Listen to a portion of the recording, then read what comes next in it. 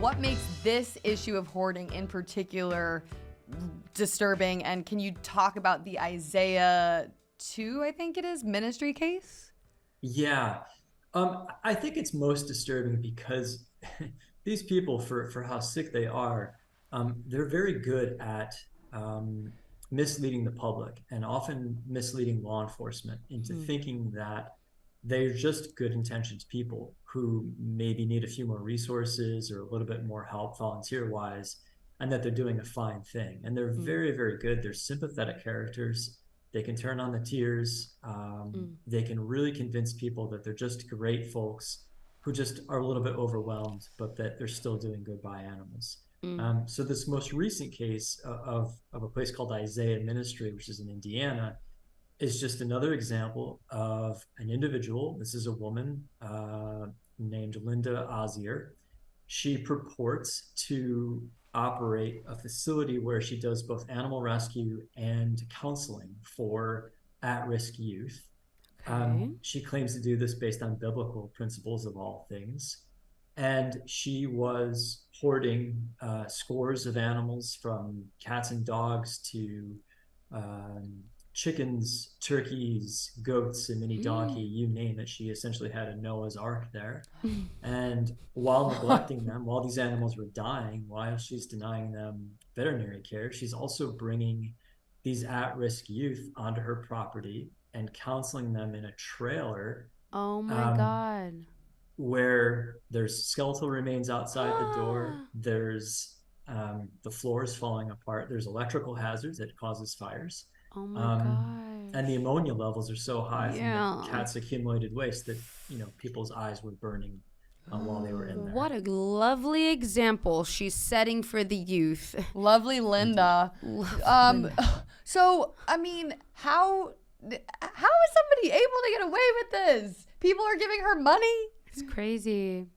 People are giving her money. Earlier you're talking about, the staff who work in some shelters in the U.S. and how they're maybe not the most motivated folks. Right.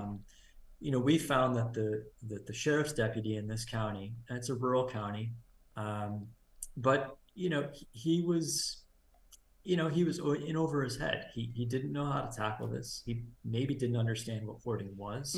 I think he saw a sympathetic character who He had a crush on Linda in middle school. They were sleeping together. He looked past all her faults. She got pregnant. Okay, we're getting carried away. I don't know. I don't know. Maybe the prosecutor's investigation will reveal that. We'll see. Okay. Yeah, he was content to take a very hands-off approach. Wow. It was just time after time he'd go out and say, "We got a complaint."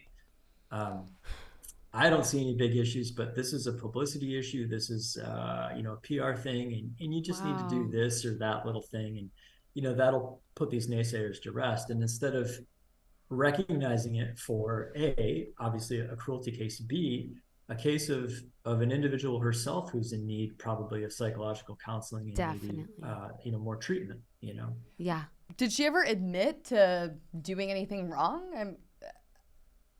No, and that's one of the things about these hoarders is that they're so divorced from reality that they can look at an animal who is clearly on death's door with an eye hanging out of their head, or, laboring to breathe, and say, he's fine, she's fine. They'll bounce back tomorrow. They'll take wet food, they'll mix it with hot water, put it in a syringe, try to force feed the animal, and think that, that God. there's your miracle, that the animal doesn't need to go to a veterinarian. Oh The animal my God. doesn't maybe need to be considered for humane euthanasia, that somehow they're the salvation, they're the miracle worker, and they're going to bring this animal back from death's door. That's so true. A lot of these hoarders definitely have a mental issue, and they just cannot see their doings. Like, I watch hoarding shows, and they refuse to see anything that they've been doing as wrong. They have a justification for everything. They're like, well, if I didn't have him, he'd be on the street, and I don't want him to get hit by a car, or I don't want him to get euthanized. I should let him get euthanized. Like, they get so defensive and like truly believe that everything is totally Well, fine. I guess, Dan, why don't you tell us, why is euthanasia maybe better? I've personally worked on probably about 10 sham rescue cases over the years here, where you have other people, hoarders, who are just masquerading as something else. And we've seen animals in cages, we've seen animals loose who, frankly, their life it's not worth living. They're on death's door, they're in pain, um, their eyes are sealed shut, Mm. their noses are sealed shut with mucus. They have feline AIDS, feline leukemia, things like that. Dogs who are paralyzed, who are wrapped in diapers, who are literally living in their accumulated waste. Ugh. And this is the so-called life that these individuals are doling out to these animals.